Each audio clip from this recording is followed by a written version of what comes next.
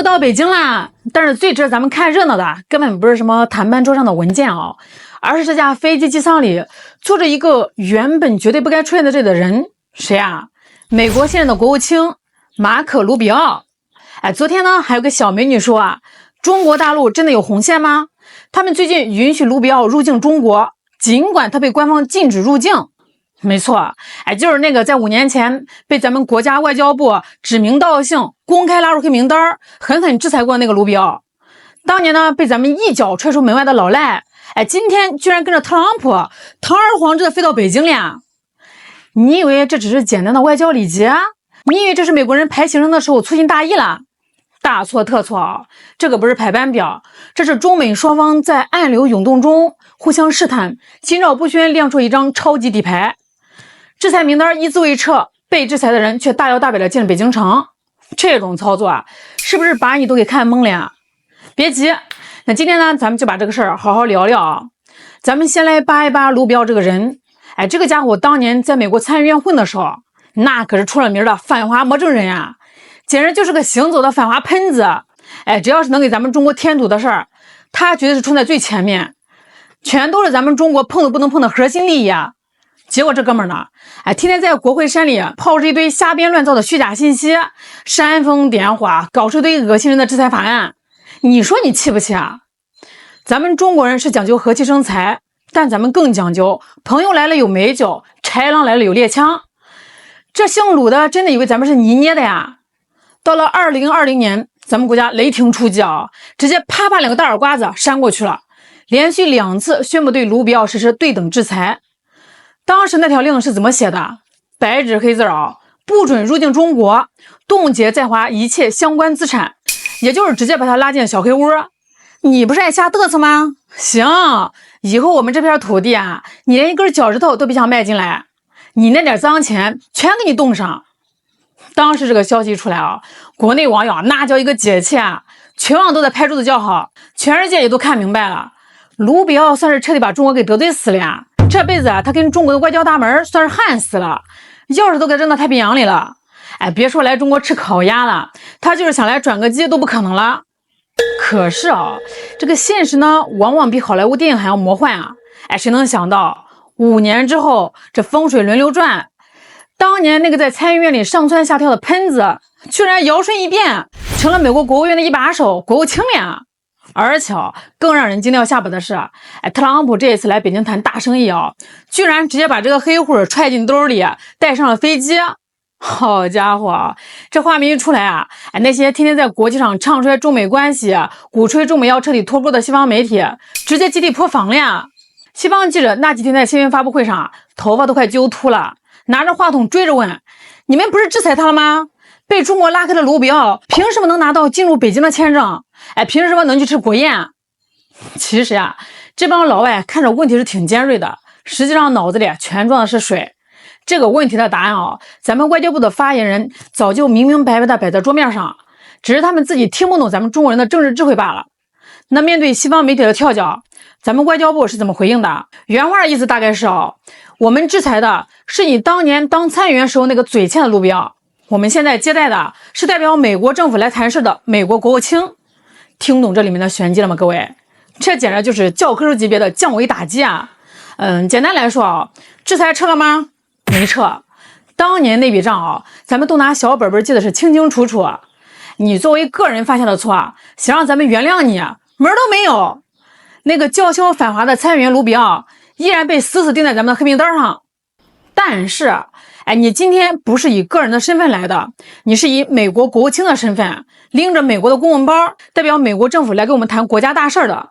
那好，那咱们就按照国家与国家之间的规矩办。这就好比说张三以前是个无赖，天天骂我，被我拉黑不准进我家门了。但是今天张三成了世界500强公司的销售总监，代表他们公司来跟我谈一个上百亿的大项目。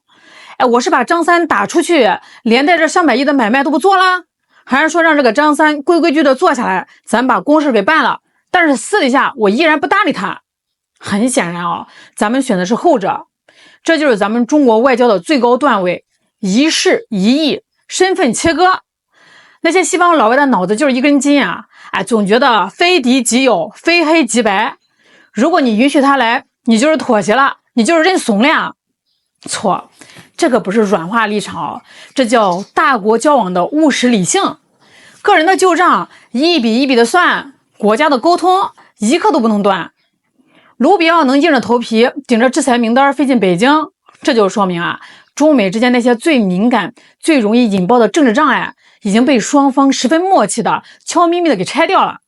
这恰恰就证明了现在两边都不想掀桌子，想坐下来好好把关系缓和一下。那有些网友可能转不过这个弯来，总觉得那咱们让他进来是不是显得咱们的制裁没有威慑力了？咱们是不是吃亏了呀？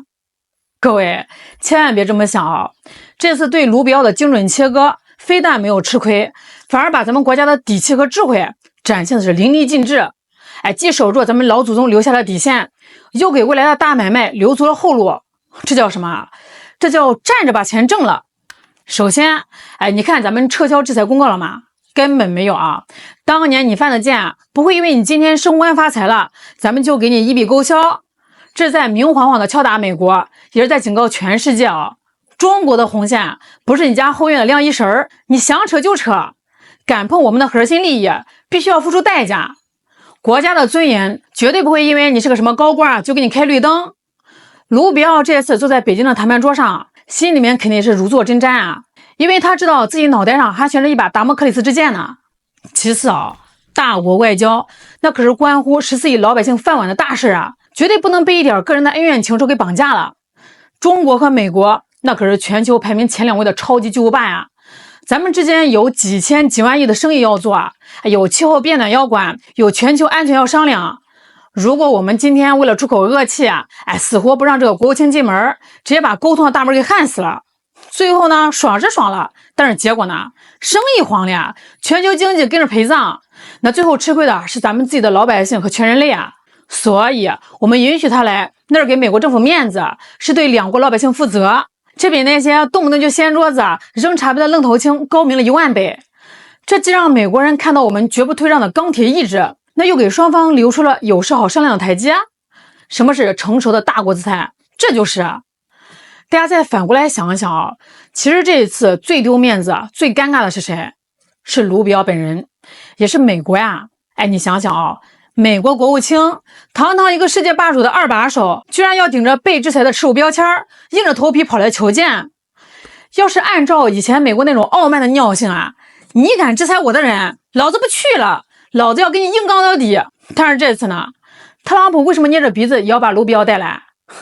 因为老美现在自己也快揭不开锅了特朗普是一个彻头彻尾的生意人，他现在当家了，翻开账本一看，哎呦妈呀，以前那种搞阵营对抗、全面围堵中国动不动就喊脱钩断链的玩法，纯纯是砸自己的饭碗你跟中国脱钩，结果就是美国国内的物价飞涨，通货膨胀压不住，科技供应链更是断得稀碎美国现在太需要跟中国坐下来谈谈了，所以哪怕卢比奥以前骂得再凶，今天当了国务卿，他也得乖乖闭上那张嘴，把自己的个人政治秀收起来，为了美国的国家利益服务。从以前叫嚣着中国是最大的威胁到现在主动在媒体上放风说中美必须保持对话，这态度的180度的大转弯，不正是因为美国终于被现实教错人，认清了离了中国真不行的残酷真相吗？所以各位，当下的世界真的不是太平盛世。俄乌那边打了多少年了，中东那块地皮每天都在炸，半岛局势是暗流涌动。在这个节骨眼上，如果中美这2个超级大国再撕破脸庞，全面开战，那这个地球可能真的要重启了。卢比奥这次跟着来北京，本质上就释放了一个最强烈、最核心的信号，中美关系已经从前几年那种脑子发热的盲目对抗，正式转向了脑子清醒的务实管控分歧。这就是咱们中国常说的，可以公平竞争，但绝不掀桌子打架。有分歧可以拍桌子吵架，但核心底线谁也别碰。过去的黑账我一笔一笔给你记着，但是该做的生意咱一分也不能少赚。卢比奥这个曾经的制裁对象，现在成了谈判桌上的座上宾。这本身呢，就在告诉全世界大国博弈哪有什么非黑即白、爱恨情仇全都是算计全都是利益，务实理性才是能活到最后的大玩家。好啦，今天就聊到这儿了，那你对这个事儿咋看呢？评论区聊聊。我是小兰，咱下期再见。